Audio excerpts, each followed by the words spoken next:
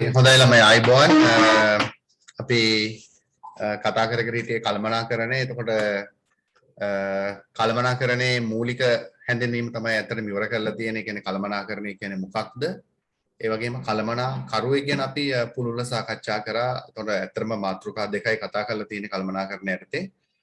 කළමනාකරණයේ හැඳින්වීම සහ කළමනාකරුවෙක් ගැන තමයි අපි සාකච්ඡා කරේ. එතකොට අද අපි කතා කරනවා කළමනාකරණයේ ප්‍රධාන කාර්යයන් 4 තමයි අපිට සාකච්ඡා කරන්න තියෙන්නේ. එතකොට කාර්යයන් 4 ඉවරයි කියන්නේ කළමනාකරණය ඉවර වෙනවා. එතකොට කළමනාකරණයේ ප්‍රධාන කාර්යයන් 4ක් තියෙනවා. නැත්නම් අපි කියනවා කළමනාකරුවෙකුගේ ප්‍රධාන කාර්යයන් 4යි. ඒ කියන්නේ කවදා හරි කළමනාකරුවෙක් වුණොත් ප්‍රධාන කළමනාකරණ ශිල්ප ක්‍රම 4ක් ගැන ඉගෙන ගන්න වෙනවා. එතකොට අපි ලියාගමු ප්‍රශ්නයක්. කළමනාකරණයේ නැත්නම් කළමනාකරුවෙකුගේ ප්‍රධාන කාර්යයන්.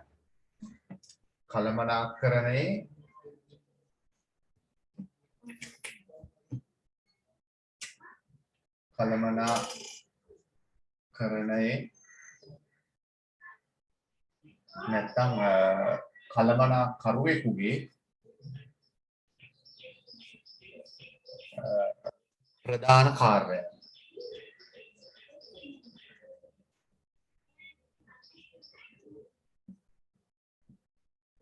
කළමනාකරණය නැත්නම් කළමනාකරුවෙකුගේ ප්‍රධාන කාර්යයන්. එතකොට කළමනාකරුවෙකුගේ නැත්නම් කළමනාකරණය යටතේ ප්‍රධාන කාර්යයන් 4ක් ඉගෙන ගන්න තියෙනවා. එක තමයි සැලසුම්කරණය. දෙවෙනි එක සංවිධානකරණය.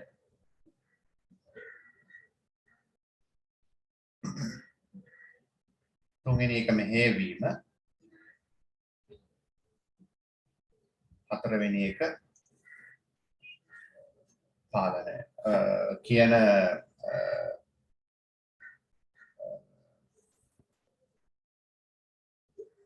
කාර්යයන් 4 තමයි කළමනාකරුවෙක් විසින් කළ යුතු කාර්යයන් විදිහට අපි ඉගෙන ගන්න. එතකොට මේ කාර්යයන් 4න් මම දන්න විදිහට සංවිධානකරණය තමයි ටිකක් දීර්ඝ විග්‍රහයක් අපිට තියෙන්නේ. අනිත් ඒවල ලොකු විග්‍රහයක් නෑ. සංවිධානකරණය ටිකක් දීර්ඝ වශයෙන් සාකච්ඡා කරන්න තියෙනවා. එතකොට ප්‍රධාන කාර්යයන් 4 සටහන් කරගන්න. කළමනාකරණය නැත්නම් කළමනාකරුවෙකුගේ ප්‍රධාන කාර්යයන් අපි කියනවා planning, organizing, leading, ඒ වගේම controlling කියලා. planning, organizing, leading, controlling. සැලසුම්කරණය, සංවිධානකරණය, මෙහෙයවීම සහ පාලනය. එතකොට අපි අද දවසේ මුලින්ම සාකච්ඡා කරන්න පටන් ගමු කළමනාකරුවෙකුගේ නැත්නම් කළමනාකරණයේ වැදගත්ම ප්‍රමුඛම පළවෙනිම කාර්යය සැලසුම්කරණය.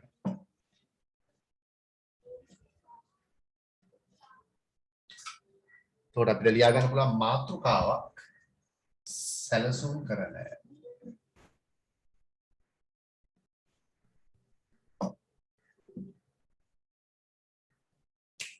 සැලසුම්කරණය. planning කියලා අපි කියනවා සැලසුම්කරණය. සැලසුම්කරණයට තව නමක් කියන්න පුළුවන්ද? මම හිතන්නේ දන්නවා ඇති සැලසුම්කරණයට අපි තව නමක් කියනවා. දන්නවද ළමයි? සැලසුම්කරණයට කියන තව නමක්?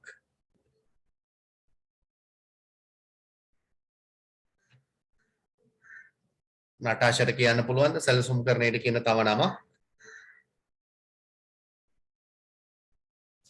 සැලසුම්කරණයට අපි කියන තව නමක් තියෙනවා.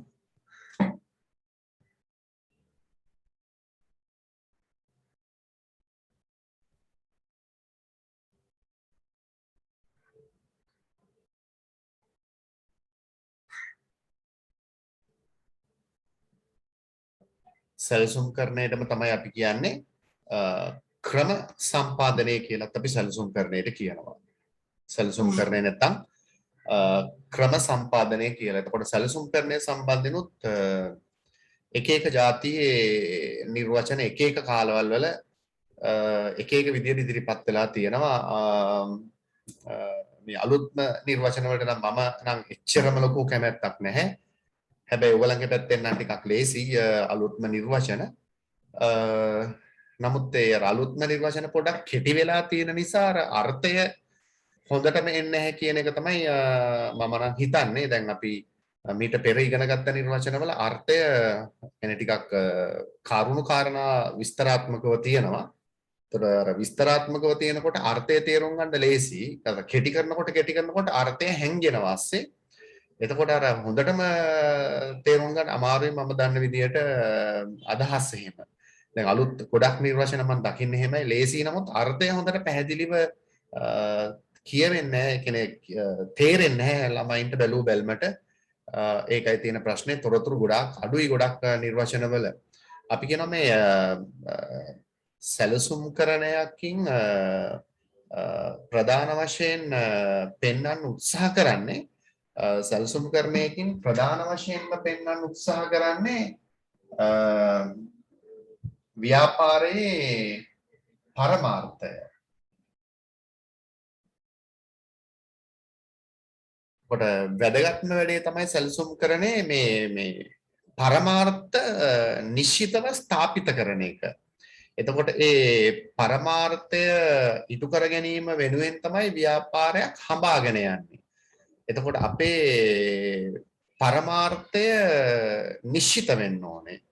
එතකොට ඒ පරමාර්ථය නිශ්චිත නැත්නම් අපිට ඉදිරි කටයුතු පැහැදිලිව සකස් කරන්න බැරුව යනවා.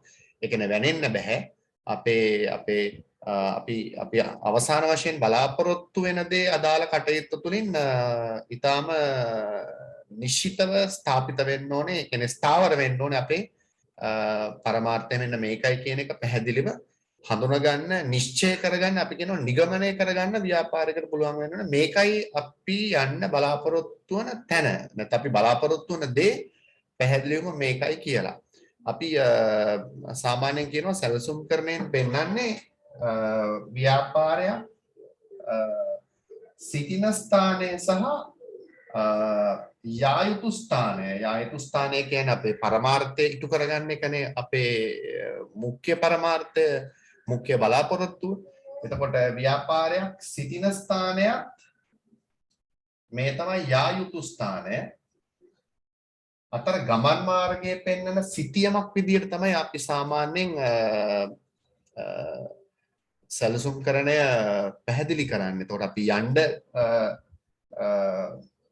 බලාපොරොත්තු වන ස්ථානය තමයි අපි සැලසුම් කරණයෙන් නිශ්චිතව හඳුනාගෙන ඒ ස්ථානයට යන්නේ කොහොමද නැත්නම් ඒ පරමාර්ථය ඉෂ්ට කරගන්නේ කොහොමද කියන එක තීරණය කිරීමක්. නැත්නම් ඒ ස්ථාපිත කරගත්ත පරමාර්ථය ළඟා කරගන්න මොනවාද කරන්න ඕනේ කියන එක. ඒ කියන්නේ මොනවාද කළ යුතු කටයුතු කියන එක තීරණය කරන එක තමයි ඇත්තටම අපි කියන්නේ සැලසුම් කරණයෙන් සිද්ධ වෙන්නේ. එතකොට අපේ පරමාර්ථය මේකයි අපේ අවසාන බලාපොරොත්තුව මේකයි අන්න ඒ ස්ථානයට යන්න ඒ පරමාර්ථය ළඟා කර ගැනීම සඳහා අවශ්‍ය කටයුතු සකස් කරන එක සම්පාදනය කරන එක තමයි සැලසුම් කරණයෙන් ප්‍රධාන වශයෙන්ම සිද්ධ වෙන්නේ. එතකොට මම ඔය මූලික වශයෙන් අදහසක් දුන්නේ අලුත් නිර්වචනයේට. මම ඉස්සෙල්ලාම අලුත් නිර්වචනේ කියන්නම්.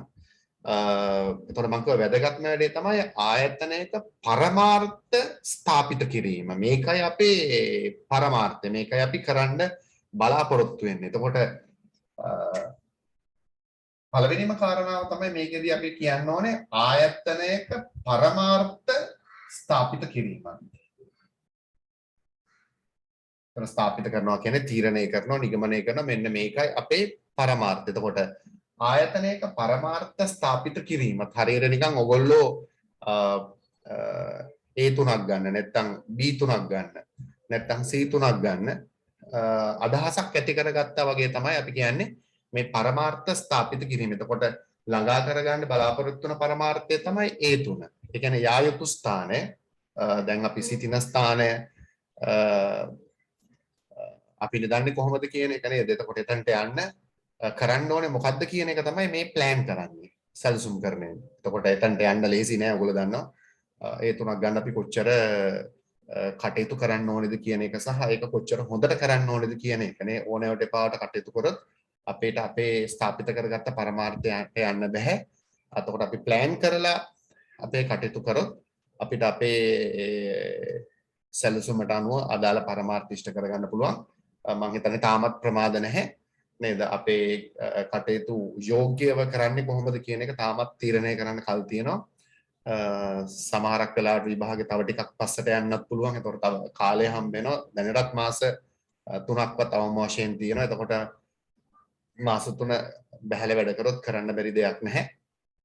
එතකොට ආයතනයක පරමාර්ථ ස්ථාපිත කිරීමත්, එතකොට මේකයි මගේ පරමාර්ථය ඒ තුනක් ගන්න එක. එතකොට එහෙම ස්ථාපිත කරගත්තට අපි නිශ්චය කරගත්තට වැඩක් නැහැ. එතනට යන්නේ කොහොමද කියන එක පිළිබඳව අපිට වැඩපිළිවෙලක් තියෙන්න ඕන. කොහොමද එතනට යන්නේ? ඒකත් මේකේ තියෙනවා. මේකයි පරමාර්ථය. ඒකට යන්න මේ දේ තමයි කරන්න ඕනේ කියන එක තමයි සැලැස්මෙන් පෙන්වන්නේ. සැලැස්මෙන් පෙන්වන්නේ කරන්න ඕන දේ. ඒ කියන්නේ කරන්න ඕන විදිය තමයි පෙන්වන්නේ. හරියට අපි නිවසක් හදනකොට අර බාසුන් හැට දෙන සැලැස්ම වගේ. ඒකේ තියෙනවා කරන්න ඕනේ දේ සහ කරන්න යන කාලය. එතකොට ආයතනයක පරමාර්ථ ස්ථාපිත කිරීමත් ඒවා ළඟා කරගන්න නෙමෙයි අපි ප්ලෑන් කරන්නේ සැලැස්ම හදන්නේ. ඒවා ළඟා කර ගැනීම සඳහා ඒවා ළඟා කර ගැනීමට යෝග්‍ය කටයුතු සකස් කිරීමත් ඒවා ළඟා කර ගැනීමට නම් අදාළ කටයුතු අපි නිසි පරිදි සකස් කරගන්න ඕනේ. එතකොට සංවිධානයක පරමාර්ථ ස්ථාපිත කිරීමත් ඒවා ළඟා කර ගැනීම සඳහා යෝග්‍ය කටයුතු සකස් කිරීමත් අපි නිර්වචනය කරනවා සැලසුම්කරණය කියලා. එතකොට පළවෙනිම අදහස තමයි ආයතනයක පරමාර්ථ ස්ථාපිත කිරීම. එතකොට මේ පරමාර්ථ ළඟා කර ගැනීම සඳහා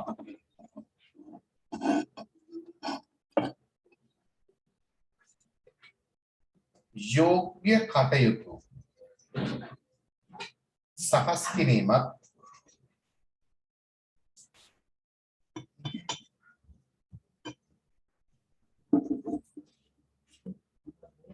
ඒවා ළඟා කර ගැනීම සඳහා යෝග්‍ය කටයුතු සකස් කිරීමත් අපි කියනවා සැලසුම් කරණය කියලා. එතකොට ඒවා ළඟා කර ගැනීම සඳහා කියන්නේ අපි ස්ථාපිත කරගත්ත පරමාර්ථ ළඟා කර ගැනීම සඳහා අපි කළ යුතු කටයුතු යෝග්‍ය පරිදි සකස් කරන එක අපි කියනවා සැලසුම් කරණය කියලා. එතකොට ඔක තමයි දැනට අපි පාවිච්චි කරන නිර්වචනේ. ආයතනයක පරමාර්ථ ස්ථාපිත කිරීමත් ඒවා ළඟා කර ගැනීමට යෝග්‍ය කටයුතු සකස් කිරීමත් අපි නිර්වචනය කරනවා සැලසුම් කරණය කියලා. එතකොට මම මේකට එච්චරම මේ අදහස් මේ නිර්වචනේ වැරද්දක් නෑ. මේ නිර්වචනේ හරි. නමුත් අපි 2019 පාවිච්චි කරන නිර්වචනය මේක. නමුත් අපි ඊට ඉස්සෙල්ලා පාවිච්චි කරපු නිර්වචනය ගැන කල්පනා කරොත් අතරම දැන් මේ සැලසුම් කරණය කරන්න බෑ සැලසුම් මූලධර්ම දන්නේ නැත්නම්. ඒ කියන්නේ සැලසුම් කරණය කරන්න අදාළ කරන නීති දන්නේ නැත්නම්. එතකොට සැලැස්මක් හදන්නේ නිශ්චිත අරමුණු හා පරමාර්ථ පදනම් කරගෙන. එතකොට අපි කිව්වා ස්ථාපිත කරගත් පරමාර්ථ පදනම් කරගෙන මේ ඒ කරා ළඟා වෙන්නේ කොහොමද කියන එක පිළිබඳව සකස් කරන වැඩපිළිවෙලක් තමයි අපි කියන්නේ සැලසුම්කරණය කියලා මේ නිර්වචනේ කියන විදිහට. එතකොට සැලැස්මක් හදන්නේ අතීතයටවත් වර්තමානයටවත් නෙමෙයි නිශ්චිත අනාගත කාල පරිච්ඡේදයක් වෙනුවෙන්. දැන් අපි 2018 අවුරුද්ද නිර්වචනය කරේ කොහොමද කියලා බැලුවොත් සැලසුම්කරණය අපි මෙන්න මෙහෙමයි කිව්වේ නිශ්චිත අනාගත කාල පරිච්ඡේදයක් තුලදී ඉටු කර ගැනීමට බලාපොරොත්තු වන අරමුණු හා පරමාර්ථ නිශ්චය කිරීමත් ඒක තමයි මේ ස්ථාපිත කිරීම කියලා කියන්නේ. නිශ්චිත අනාගත කාල පරිච්ඡේදයක් තුළදී එතකොට සැලැස්මක් හදන්නේ අනාගත කාල පරිච්ඡේදයක් සඳහා. එතකොට නිශ්චිත කාලයක් තියෙනවා අවුරුද්දක් හරි දෙකක් හරි පහක් හරි 10ක් හරි. එතකොට නිශ්චිත අනාගත කාල පරිච්ඡේදයක් තුළදී ඉටු කර ගැනීමට බලාපොරොත්තු වන මෙතන තියෙන්නේ ළඟා කර ගැනීම සඳහා කියලා. ඉටු කර ගැනීමට බලාපොරොත්තු වන අරමුණු හා ඉලක්ක ස්ථාපිත කිරීමත් මෙතන තියෙනවා පරමාර්ථ ස්ථාපිත කිරීම කියලා. අරමුණු හා ඉලක්ක ස්ථාපිත කිරීමත් ඒවා ළඟා කර ගැනීම සඳහා මේකේ තියෙනවා ඒක. ඒවා ළඟා කර ගැනීම සඳහා ගත යුතු ක්‍රියාමාර්ග ඒක තමයි මෙතන තියෙන්නේ යෝග්‍ය කටයුතු සකස් කිරීම කියලා. ඒවා ළඟා කර ගැනීම සඳහා බුදියගෙන ඉඳලා බෑනේ. නේ අපි යම්කිසි ක්‍රියාමාර්ගයක් ගන්න ඕන. දැන් ඒ තුනක් ළඟා කර ගැනීම සඳහා අපි ගත යුතු ක්‍රියාමාර්ගය තමයි සකස් කළ යුතු කටයුතු තමයි අපි නේද හොඳ සැලැස්මකට අනුව පාඩම් කරන එක. එතකොට මම මේ කියන 2018 නිර්වචනේ මේක කිට්ටුවෙන් යනවා. නමුත් අර ගලාගෙන යාම දිහා බලපුවම අරක හොඳයි කරුණුත් එක්කලා නිශ්චිත අනාගත කාල පරිච්ඡේදයක් තුළදී ඉටු කර ගැනීමට බලාපොරොත්තු වන අරමුණු හා ඉලක්ක නිශ්චය කිරීමත් ඒවා ඉටු කර ගැනීම සඳහා ගත යුතු ක්‍රියාමාර්ග අනාගත තත්වයන් යටතේ තීරණය කිරීම අපි 2018 සැලසුම්කරණය කියලා නිර්වචනය කරා. එතකොට මේකෙත් ඒ වගේම අදහසක් තමයි තියෙන්නේ නේද? ආයතනයක පරමාර්ථ ස්ථාපිත කිරීමත් ඒවා ළඟා කර ගැනීම සඳහා යෝග්‍ය කටයුතු සකස් කිරීමත් ඒ පරමාර්ථ වලට යන්න මේ යෝග්‍ය විදියට අදාළ කටයුතු ටික සකස් කරන එක අපි මෙහෙම කරොත් තමයි අපිට මේ පරමාර්ථයට යන්න ඕනේ යන්න පුළුවන් කියන එක සකස් කරන එක ඒ වැඩපිළිවෙල තමයි අපි කියන්නේ සැලසුම් කරණය කියලා. එතකොට සැලසුම්කරණය කියලා කියන්නේ කළමනාකරන කාර්යයන් හතරෙන් ප්‍රමුඛ නැත්නම් ප්‍රධානම කාර්ය විදියට අපි සැලකනවා. එතකොට සැලසුම්කරණයක් නැත්නම් වෙන කිසිම කළමනාකරන කාර්යයකින් අපි කියන්නේ පළක් නැහැ කියලා. ඒ කියන්නේ සැලසුම්කරණය තමයි කළමනාකරණයේ සෙසු කාර්යයන් තුනට ඒ කියන්නේ සංවිධානකරණය මෙහෙයවීම හා පාලනයේ සෙසු කාර්යයන් තුන.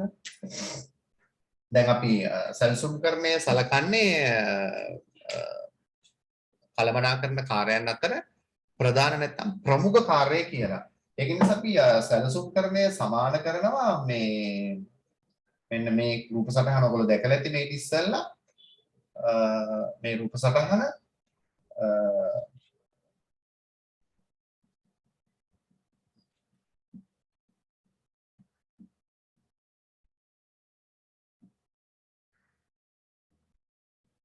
එතකොට මේ ඇඳලා තියෙන්නේ මොකක්ද කියන එක පේනවා දැක්කම මේ අපි යන්නේ කෝච්චිය. එතකොට මේ කෝච්චියක එන්ජින් එකට තමයි අපි සැලසුම්කරණය සමාන කරන එක තමයි ඒ කියන්නේ අපි යන්න ඕන තැනට ගෙනියන්නේ අපි දන්නවා සැලසුම්කරණයට අනුව එන්ජින් එකට අනුව. එතකොට ඒට අනුව තමයි සෙසු කාර්යයන් සැලැස්මට අනුව තමයි සෙසු කාර්යයන්ට වැඩ කරන්න වෙන්නේ.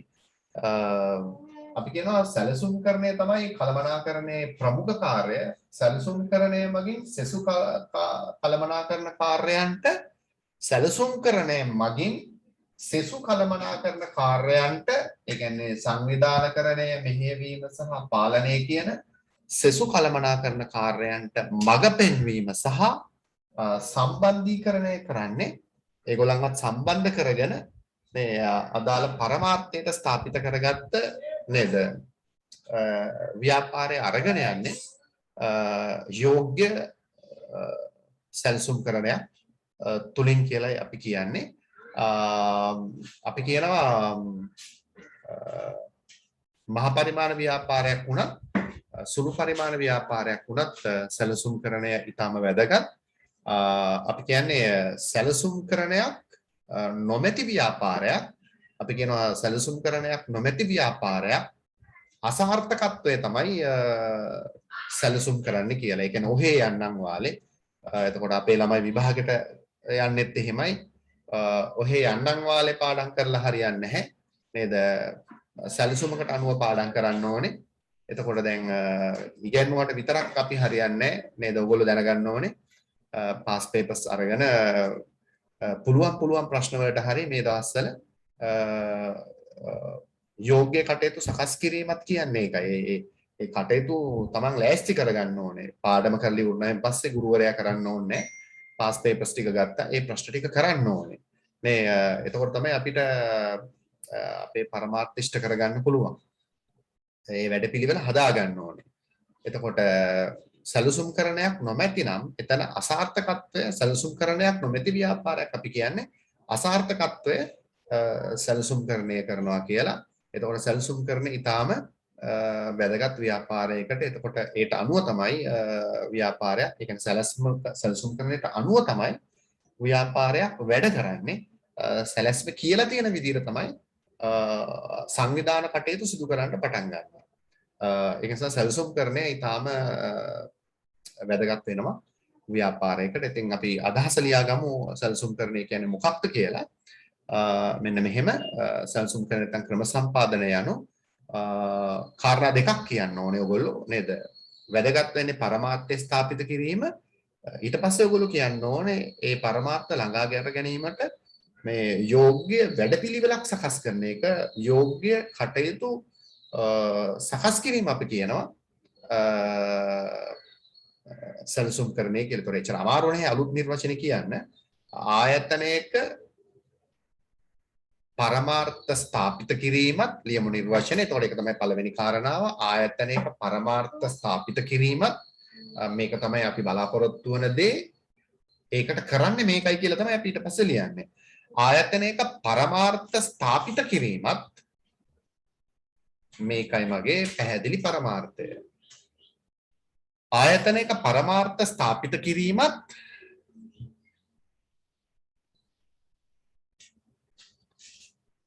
ඒවා ළඟා කර ගැනීමට, ඒවා කියන්නේ ඒ පරමාර්ථ, ඒවා ළඟා කර ගැනීමට මොනවද අපි කරන්නේ කියන එක තමයි සැලැස්මේ තියෙන්නේ. ඒවා ළඟා කර ගැනීමට යෝග්‍ය කටයුතු සකස් කිරීමත්, ඒවා ළඟා කර ගැනීමට යෝග්‍ය කටයුතු සකස් කිරීමත් සැලසුම්කරණය ලෙස හැඳින්වේ. යෝග්‍ය කටයුතු සකස් කිරීමත් සැලසුම්කරණය ලෙස හැඳින්වේ. ඒවා ළඟා කර ගැනීමට යෝග්‍ය කටයුතු සකස් කිරීමත් සැලසුම්කරණය ලෙස හැඳින්වේ. යෝග්‍ය කටයුතු සකස් කිරීමත් සැලසුම්කරණය ලෙස හැඳින්වේ.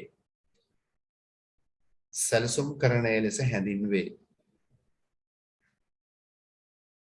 සැලසුම්කරණය ලෙස හැඳින්වේ. අලුච්ඡේදකින් සැලසුම්කරණය, අලුච්ඡේදකින් සැලසුම්කරණය කළමනාකරණයේ ප්‍රමුඛ කාර්යය වන අතර, සැලසුම්කරණය කළමනාකරණයේ ප්‍රමුඛ කාර්යය වන අතර, කළමනාකරණයේ ප්‍රමුඛ කාර්යය වන අතර සෙසු කාර්යයන්ට මඟ පෙන්වීම හා සෙසු කාර්යයන්ට මඟ පෙන්වීම හා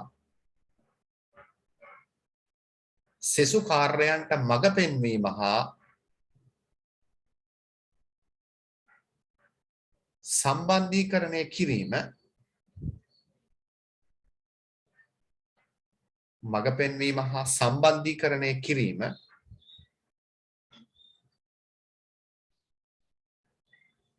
සැලසුම්කරණය මගින් සිදුවේ. සම්බන්ධීකරණය කිරීම සැලසුම්කරණය මගින් සිදුවේ. එතකොට අපි ඊට පස්සේ අන්තිමටම කතා කරනවා සැලසුම්කරණයේ අන්තිම ප්‍රශ්න විදිහට අපි කතා කරන්නේ සැලසුම්කරණය ව්‍යාපාරයකට වැදගත්යි කියන එක, ප්ලෑන් කරන එක. එතකොට ඒකට උත්තරයක් මම දැන්ටමත් දීලා ඉවරයි. සෙසු කළමනාකරණ කාර්යයන්ට මඟ පෙන්වීම සහ සම්බන්ධීකරණය කිරීම සැලසුම්කරණයෙන් කරන හරි වැදගත් ප්‍රයෝජනයක් ව්‍යාපාරයකට තියෙනවා. එතකොට තව ගොඩක් දේවල් තියෙනවා. දැන් අලුත් නිර්වචනත් එක්ක ඒ කිසි දෙයක් නැහැ. අපි මීට වඩා දේවල් ඕකේදී අපි කතා කරලා තියෙනවා සැලසුම්කරණයේදී. එතකොට සැලසුම්කරණයෙන් තමයි තීරණය කරන්නේ මොනවාද කළ යුතු කටයුතු, යෝග්‍ය කටයුතු සකස් කිරීම කියලා තියෙන මොනවාද කරන්න ඕනේ කටයුතු, ඒ කටයුතු කරන්න අවශ්‍ය කරන සම්පත් මොනවාද? කොච්චර සම්පත් ප්‍රමාණයක් අවශ්‍යයිද? ඒ සියලු කාරණා සැලසුම්කරණය තුළ අන්තර්ගත වෙන්න ඕනේ. ඒ කියන්නේ ව්‍යාපාරයේ හිඟ සම්පත් කාර්යක්ෂමව සහ සඵලදායීව ඉටු කරගන්න ආකාරය පවා තීරණය කිරීමක් හිතාමතා ඒ පිළිබඳව සැලසුම් කිරීමක් සැලසුම් කරන යටතේ සිද්ධ වෙන්න ඕනේ. එතකොට මේ වැඩ කරෙන්න ඕනේ. ඒ වැඩ කරන්න මෙච්චර සම්පත් අවශ්‍යයි කියන එකත් සැලසුම් කරණයෙන්. එතකොට සම්පත් කියලා කියන්නේ භෞතික සම්පත්, මානව සම්පත් සියල්ල. අවශ්‍ය සම්පත් ප්‍රමාණය පවා පැහැදිලිවම ඒ වැඩේ කරන්න සැලසුම් කරන්නේ දක්වලා තියෙන එක. සැලසුම් කරන්නේ කියන්නේ පූර්ණ ලියවිල්ලක්. ඒ කටයුත්තට අදාළ සියලු ඒකයි යෝග්‍ය කටයුතු සකස් කිරීම කියලා කියන්නේ. එතකොට මේ සියලු දේවල් ඒකේ අන්තර්ගත වෙන්න ඕනේ. නිවැරදි හා ප්‍රමාණවත් තොරතුරු නැත්තම් අපි කියනවා ඒ සැලසුම අසාර්ථකයි කියලා. එතකොට නිවැරදි හා ප්‍රමාණවත් තොරතුරු ඒ සැලසුම තුල අන්තර්ගත වෙලා තියෙන්න ඕනේ. සියලු තොරතුරු ඒකේ තියෙන්න ඕනේ. අපි දන්නවා ඔය සමහර බාස්ලා ඉන්නවා අටවත් පාස් නැහැ. නමුත් ඔයගොල්ලෝ දන්නවා ගෙදර ප්ලෑන් එක දුන්නම සැලැස්ම දුන්නම නේද ඒ බාස් හරියටම කියනවා ඒ ගේ හදන්න නැත්නම් ඒ අපි මොකද නිවාස ව්‍යාපෘතියක් කියලා කොච්චර කාලයක් යනවද නිශ්චිත අනාගත කාල පරිච්ඡේදයට හරියටම කියන්න පුළුවන් ඒ ප්ලෑන් එක දැක්කම ඒ වැඩේ කරන්න කොච්චර කාලයක් යනවද ඒ වගේම එයාට කියන්න පුළුවන් මේ වැඩේ කරන්න කොච්චර සිමෙන්ති ඕනද කොච්චර ගල් ඕනේද කොච්චර වැලි ඕනේද කොච්චර සේවකයෝ ඕනේද ඒ හැම දෙයක්ම එයාට තීරණය කරන්න පුළුවන්. ඒ කියන්නේ සැලසුම් කරන්නේ තුල සියලු දේවල් අන්තර්ගතයි. ඒක නිසා මම මේ මතක් කරන්නේ මේ සැලසුම් කරන්නේ තියෙන ප්‍රයෝජන නැත්තම් ඔයගලන්ට තේරුම් ගන්න බෑ මේ කාරණා සියල්ල තේරුම් නැත්තම්. તો සැලසුම් කරන්නේ සියලු දේවල් පැහැදිලිව දක්වලා තියෙන්න ඕනේ. එතකොට සම්පත් උපරිම කාර්යක්ෂමතාවයකින් යුතුව ප්‍රයෝජන ගන්න පුළුවන් සැලැස්මකට අනුව වැඩ කෙරෙනවා නම් නේද? ඒක අපිට පැහැදිලිනේ. එතකොට ප්ලෑන් කරනවානේ මේ වැඩේට මේ සම්පත් ටික තමයි අවශ්‍ය කියන එක පැහැදිලිව දක්වලා තියෙනවා. එතකොට ඒට වඩා වැඩියෙන් ගිහිල්ලා නම් එක්ක බාස්ලා හොරකම් කරලා නැත්නම් ආස්ති කරලා එහෙම. එතකොට සම්පත් කාර්යක්ෂමතාවයකින් යුතුව ප්‍රයෝජනයට ගැනීම සඳහා අපිට සැලැස්ම ප්‍රයෝජන වෙනවා. දැන් ඔයගලන්ට නම් කාලයෙන් උපරිම ප්‍රයෝජන ගන්න නේද? සැලැස්මකට අනුව කාලසටහනකට අනුව වැඩ කරන එක සැලැස්මක් ගහගත්තොත් ඒ කාලය කියන සම්පතෙන් උපරිම ප්‍රයෝජන ගන්න පුළුවන් විදියට වැඩ කරන්න පුළුවන්. ඒ වගේ ගොඩක් ප්‍රයෝජන සැලසුම් කරන්නේ තියෙනවා. අපි ඒක අවසානට කතා කරමු. එතකොට මම ප්‍රධාන ප්‍රයෝජන දෙකක් විතර දැන් කිව්වා සැලසුම් කරන්නේ තියෙන නොදැනුවත් ඔයගලන්ට. තව හතරයිනේ දැනගන්න ඕනේ. ඇත්තටම හයක් විතර දැනගත්ත නැතිනේ සැලසුම් කරන්නේ ප්‍රයෝජන. මම දැන් දෙකක් කිව්වා. හොඳයි. එතකොට අපි මම හිතනවා සැලසුම් කරන්නේ ගැන මම ඔය නිකන් කාරණා ටිකක් කිව්වා යම් අවබෝධයක් මේ පිළිබඳව ලබා ගන්න. අපි ඊළඟ ප්‍රශ්නෙට යනවා සැලසුම් කරන්නේ තියෙන ඒක ටිකක් දීර්ඝ ප්‍රශ්නයක්. මෙන්න මේක සැලසුම් කරන ක්‍රියාවලියේ පියවර දක්වන්න. සැලසුම් කරන ක්‍රියාවලියේ පියවර දක්වන්න.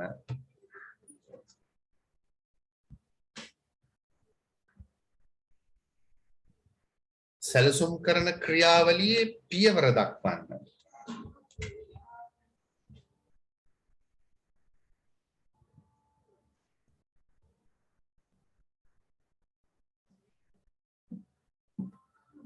සැලසුම් කරන ක්‍රියාවලියේ පියවර දක්වන්න. ඒකට සැලසුම් කරන ක්‍රියාවලියේ පියවර විශාල ප්‍රමාණයක් තියෙනවා. සෑහෙන ප්‍රමාණයක් තියෙනවා. 9ක් විතර තියෙනවා සැලසුම් කරන ක්‍රියාවලියේ පියවර. එතකොට සංවිධානකරණයත් එහෙමයි. ඒක පියවර 6ක් විතර තියෙනවා. ඒව තමයි ටිකක් අපිට අමාරු ඔය මතක තියාගන්න ළමයින්ට සැලසුම් කරන ක්‍රියාවලියේ පියවර. ඒ කියන්නේ සැලසුම් කරණයක් පියවරෙන් පියවර සිද්ධ වෙන්නේ කොහොමද ඒ කටයුත්ත කියන එක. එතකොට සැලසුම් කරන ක්‍රියාවලියේ පියවර 9ක් විතර තියෙනවා. එතකොට පළවෙනි එක මම හිතන්නේ දන්නවා මොකක්ද කියලා. පළවෙනිම වැඩේ තමයි අපි නිර්වචනයෙත් කිව්වේ මම බෝඩ් එකෙත් ලියලා පෙන්නුවේ. සැලසුම් කරන ක්‍රියාවලියේ පළවෙනිම පියවර තමයි පරමාර්ථ ස්ථාපිත කිරීම.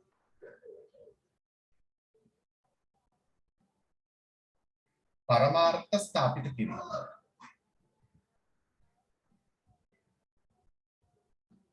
දැන් අපි තාම පරමාර්ථ කියන්නේ මොනවද කියලා චුට්ටක් කතා කරා වෙලස්සනින්ම. නමුත් අපි ඉස්සරහට කතා කරනවා පරමාර්ථ කියන්නේ මොනවද කියලා. ඒතර වැදගත්ම වැඩේ තමයි ක්‍රියාවලියේ පළවෙනිම එක තමයි පරමාර්ථ ස්ථාපිත කරන එක. එතකොට අපි කියන්නේ මේ පරමාර්ථ ස්ථාපිත වෙන්න ඕනේ ව්‍යාපාරයේ දැක්ම සහ නිෂ්ඨාව නැත්නම් දැක්ම සහ මෙහෙවර යථාර්ථයක් බවට පත් කරගන්න පුළුවන් විදියට ඒවා ඉටු කරගන්න පුළුවන් විදියට අපිට පරමාර්ථ ස්ථාපිත කරගන්න ව්‍යාපාරයකට පුළුවන් වෙන්න ඕනේ. මම හිතනවා ඉගෙනගෙන තියෙනවා කියලා. දැන් පරමාර්ථ වලට උඩින් තියෙන්නේ අපි කියන්නේ මෙහෙවර කියලා. මෙහෙවරට උඩින් තියෙන්නේ දැක්ම. එතකොට දැක්ම තමයි පුළුල්ම සංකල්පය. අපි කියනවා දැක්මට පස්සේ තියෙනවා මෙහෙවර, මෙහෙවරට පස්සේ තියෙනවා පරමාර්ථ. පරමාර්ථ ඉෂ්ට කරගන්න නම් අරමුණු ඉටු කරගන්න ඕනේ. පරමාර්ථ වලට යටින් තියෙන අරමුණු, අරමුණු වලට යටින් තියෙනවා ප්‍රතිපත්ති, ප්‍රතිපත්ති වලට යටින් තියෙනවා උපාය මාර්ග, උපාය මාර්ග වලට යටින් තියෙනවා ක්‍රියාමාර්ග, ක්‍රියාමාර්ග වලට යටින් තියෙනවා නීති රීති, නීති රීති වලට යටින් තියෙනවා වැඩසටහන්, වැඩසටහන් වලට යටින් තියෙනවා ව්‍යාපෘති. මම ඔය කිව්වේ ඔය පරමාර්ථ සහ පරමාර්ථ වලට උඩින් සහ පරමාර්ථ වලට යටින් තියෙන විවිධ සංකල්ප පිළිබඳව.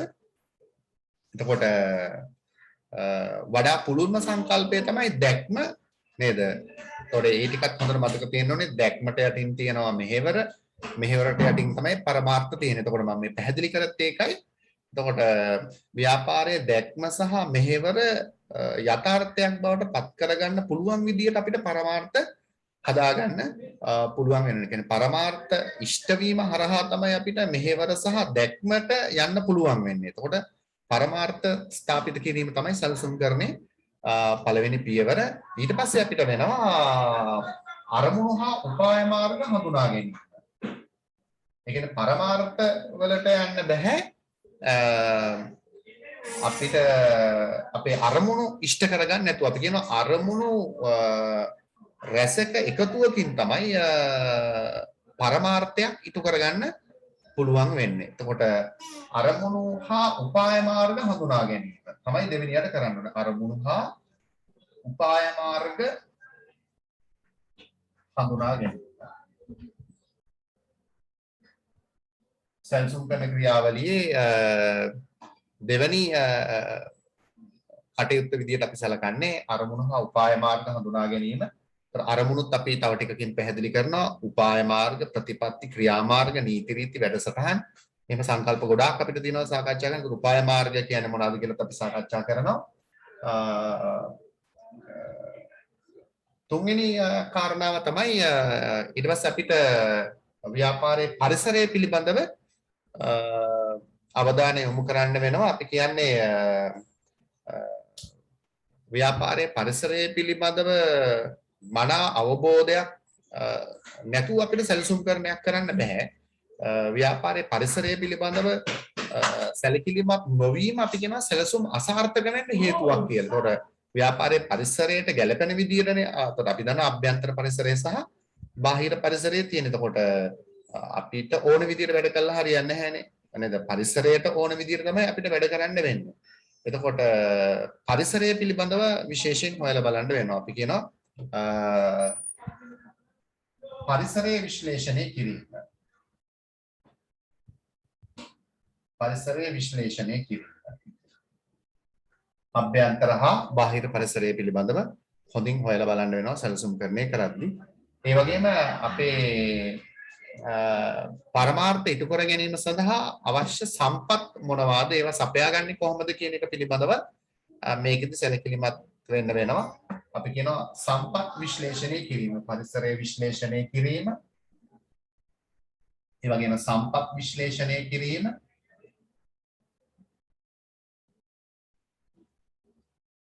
සම්පත් විශ්ලේෂණය කිරීම, අවශ්‍ය සම්පත් මොනවාද, ඒවා සපයාගන්නේ කොහොමද, ඒ පිළිබඳව අපිට අවධානය යොමු කරන්න වෙනවා සැලසුම්කරණය කරද්දී. ඒ වගේම තමයි පස්වෙනි එක ඉතා වැදගත් කාරණාවක්. ඒකත් අපිට ඒකත් පරිසරය විශ්ලේෂණය තුළින් තමයි ඒක අපිට අඳුන ගන්න පුළුවන් වෙන්නේ.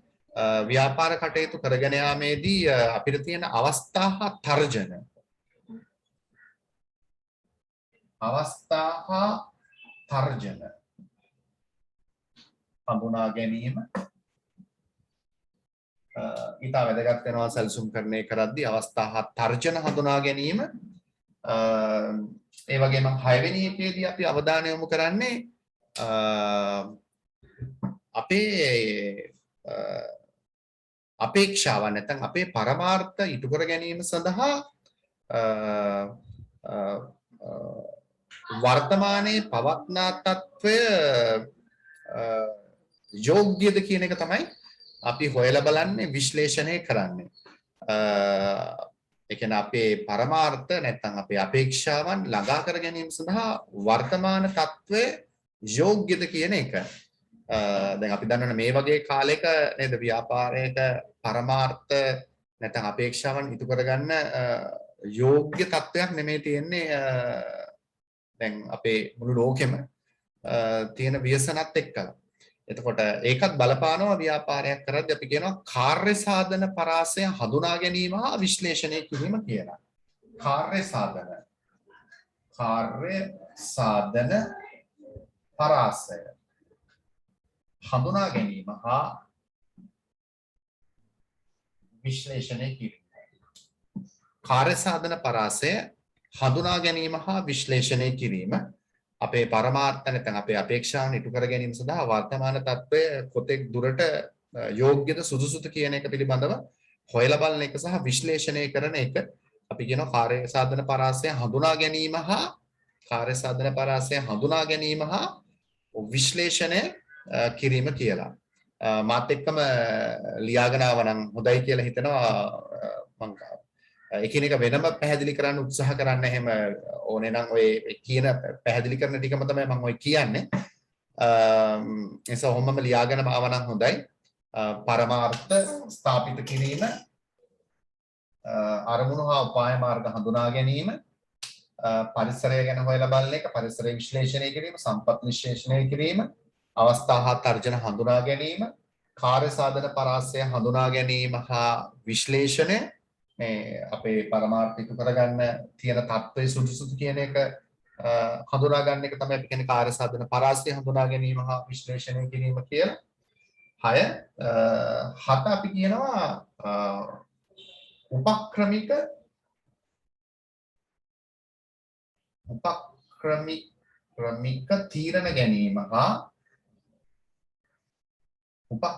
තීරණ ගැනීම හා සැලසුම් සකස්